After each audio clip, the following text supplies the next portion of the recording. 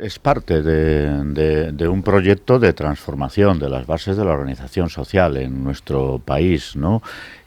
Bueno, si alguien tenía alguna duda, ahí en ese compendio de medidas, 200 y pico páginas destinadas a un programa de reforma que se entrega a la Unión Europea, se condensa todo lo que es el programa de verdad, aquel que tenía oculto el Partido Popular durante las elecciones generales y que ahora aflora, que va aflorando poco a poco. El señor Rajoy dice, semana tras semana haremos las reformas. Ahí están casi todas enunciadas, ¿no? Y tienen una lógica.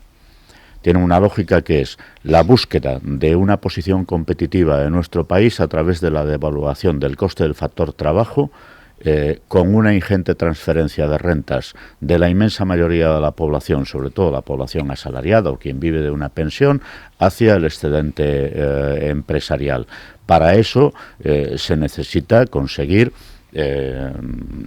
que la negociación colectiva no juegue el papel que venía jugando hasta ahora. Se necesita conseguir que el Estado salga de la prestación de determinados servicios básicos para la ciudadanía, que salga de la gestión de servicios de los restos que quedan de empresas todavía de titularidad pública. Por eso del eufemismo de la liberalización de determinados servicios en el transporte, autovías, etcétera, etcétera, no es más que el anuncio de la privatización de los mismos, ¿no? Estamos ante un cambio que tiene un sentido y tiene una orientación claramente ideológica. El gobierno ha elegido este escenario.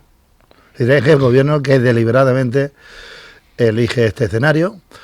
Yo recuerdo que cuando se presentaba la reforma laboral, el señor presidente del gobierno decía, es justa, es equilibrada y es completa. Lo único que era verdad es que era completa, ¿no?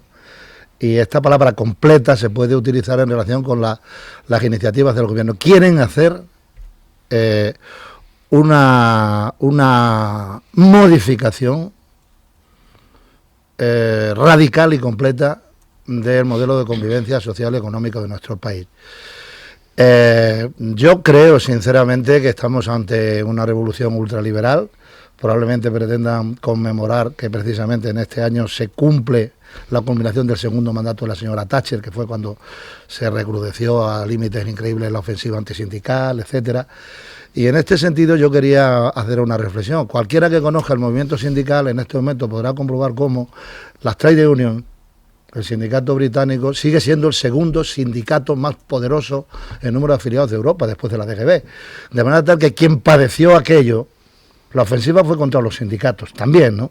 Pero quien padeció aquello desgraciadamente fue el pueblo inglés, que tiene unos servicios públicos sanitarios que eran el orgullo incluso a nivel mundial del Reino Unido, eran la joya de la corona, muy deteriorados, que tiene un transporte público lamentable, etcétera.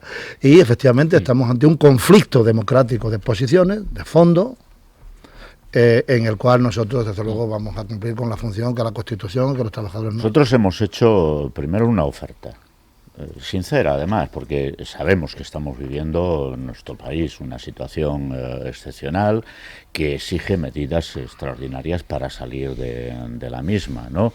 Que hay que concertar en el ámbito de la Unión Europea, pero también sabiendo que hay márgenes para hacer las cosas de manera distinta, porque es mentira que solo haya una forma de hacer las cosas o que vayamos en la buena dirección, ¿no? La muestra está ahí, 5.600.000 largo, personas en situación de desempleo. Y hemos dicho, nosotros estamos dispuestos a trabajar en pro de un gran acuerdo de Estado por la economía y el empleo. Oídos sordos hasta este momento. Parece que el gobierno, lanzado en su dinámica de ajustes, de recortes, de poda, de tala de los servicios, de las prestaciones sociales, de las bases de la convivencia en nuestro país, ha optado por este camino y desprecia el diálogo. Bueno, pues habrá conflicto en la medida en que se lesionan intereses básicos de la inmensa mayoría de la ciudadanía. ¿Hasta cuándo? Hasta que el gobierno quiera. El gobierno de la nación se comporta como un pésimo empresario, porque un empresario, ellos tienen a su cargo precisamente las relaciones laborales con los funcionarios públicos, con los empleados públicos, no puede denigrar, poner en la picota, en este caso en la picota europea, a sus empleados. Si hay problemas tendrían que haber abierto una vía de diálogo, discutir los problemas y buscar una fórmula para resolver esos problemas. Empezaron con el personal laboral, autorizando el despido, y ahora van con el resto de los servidores públicos, y a mí me parece que tratar así a las personas de las que depende la educación de nuestros hijos, el cuidado de nuestros ancianos, de los que depende unos servicios públicos eficaces, de los que limpian nuestra mierda, si se me permite la expresión, eso me parece que es absolutamente reprobable. Nosotros cada día estamos más convencidos, es más, estamos convencidos que vamos a derrotar ante la opinión pública y ante la sociedad española las propuestas del gobierno, pero con nuestras alternativas y con nuestras iniciativas. Lo que no vamos a aceptar es que se nos imponga la ley del silencio, y además que se pretenda imponer la ley del silencio e incomunicarnos para que ni siquiera a través de gestos nos podamos comunicar. Y claro, una vía de comunicarnos en la sociedad y de comunicar nuestras alternativas son las movilizaciones. Por eso vamos a seguir con las movilizaciones. ¿Con qué objetivo? Con el objetivo de que se corrija en profundidad este desatino, este atropello social.